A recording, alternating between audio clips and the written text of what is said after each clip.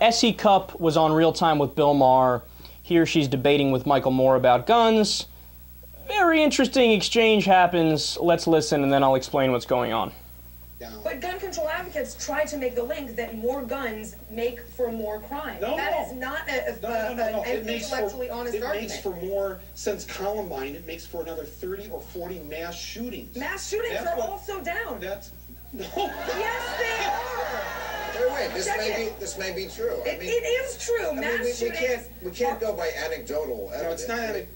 It is fact. They are down, as is gun crime. Come on. That's a fact. If that's the fact, we got to go by the facts. I'm not the first person to say there's been less school shootings since Columbine. Yes, let me just ponder that for There have been fewer mass shootings over the past 30 years. That's just a fact. Okay, now let me ask you this. It's an inconvenient truth, I know, but it's a fact. The pictures...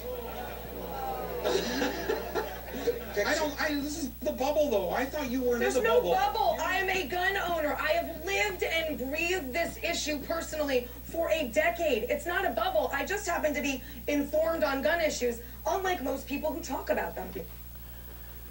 Look, man, there she goes. She's coming out with a chainsaw in one hand and a billy club in the other. You heard her. It's a fact! It's a fact! Mass shootings are down in recent years. It's a fact! It's a fact! And I love Bill in that clip too, because like when he doesn't have the specific information, like he just defers to who sounds more confident, right? It's like, oh well, maybe, who knows? Maybe it's true. She seems like she's kind of sure of herself. And honestly, even Michael Moore pisses me off in that clip because he should have came prepared. Like you should have known the statistics. I mean, you've only done how many so-called progressive movies, and you have a lot of information that you released out there. You don't know any of these things off the top of your head. Now look, maybe I'm being a little too harsh. But let's look at the reality of the situation and see if SE Cupp is right. Since 1982, there have been at least 70 mass shootings. In the United States, quote, take this into consideration. Before 1982, mass shootings were a very rare occurrence, but have risen dramatically as time has gone by.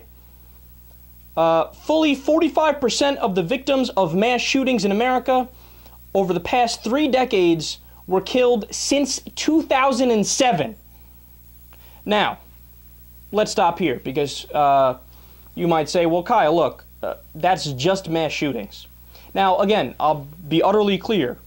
It is simply a fact that mass shootings have occurred more in recent times than they did beforehand. So there's one article out there, for example, 1982 and onwards, it breaks it down for you, over 70 mass shootings since then. Now you could say, well, wait a second, that's just mass shootings. Maybe what SE Cupp was trying to say was, well, overall gun deaths. So overall gun deaths have decreased. It's possible, maybe that's true, who knows? Well, I have the numbers here. So in 1960, according to the FBI, and by the way, I'm being overly fair to SE Cupp here because there was no number for just gun deaths. So we're taking the entire homicide rate. The entire homicide rate, okay? According to the FBI, there were about 9,000 homicides in the year 1960. All right, well, maybe go a little earlier. Maybe she's right. Maybe it was bigger a year. Okay, in 1950, there were about 7,000 homicides.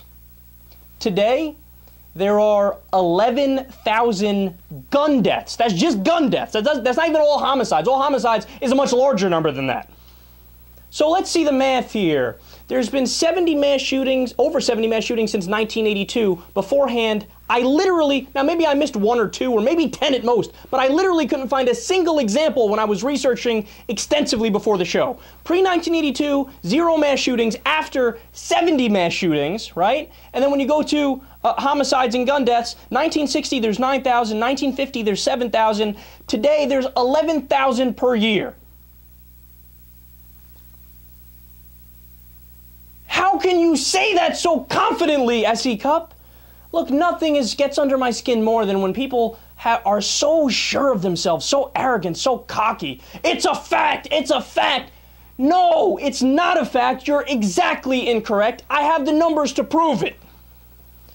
All right, but I'm not done yet. Now, what's the difference between today and back then?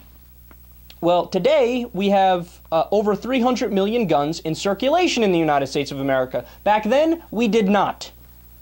So you might say, well, Kyle, again, that's anecdotal. You're not giving me the hard numbers. Well, here are the hard numbers. Well, not even necessarily the hard numbers. Here's the studies. The studies. Harvard School of Public Health study, quote, our review of the academic literature found that a broad array of evidence indicates that gun availability is a risk factor for homicide, both in the United States and across high-income countries. Case control studies, ecological time series, and cross-sectional studies indicate that in homes, cities, states, and regions in the United States where there are more guns, both men and women are at a higher risk for homicide, particularly firearm homicide. Now, look, it's not just this study either. It's also the benchmark study on this, the Richard Florida study, which says the same thing. Did you know, for example, Alaska has the highest murder rate per capita, and they also have the highest number of guns per capita, right? A red state, they have a lot of guns, they have lax gun laws, more gun deaths, right? And by the way, even if you put all this aside, just anecdotally, when you go to France, when you go to Britain, when you go to Australia, Japan, where they do gun control and they have a lower amount of guns, guess what? There's less gun violence. There's less gun deaths.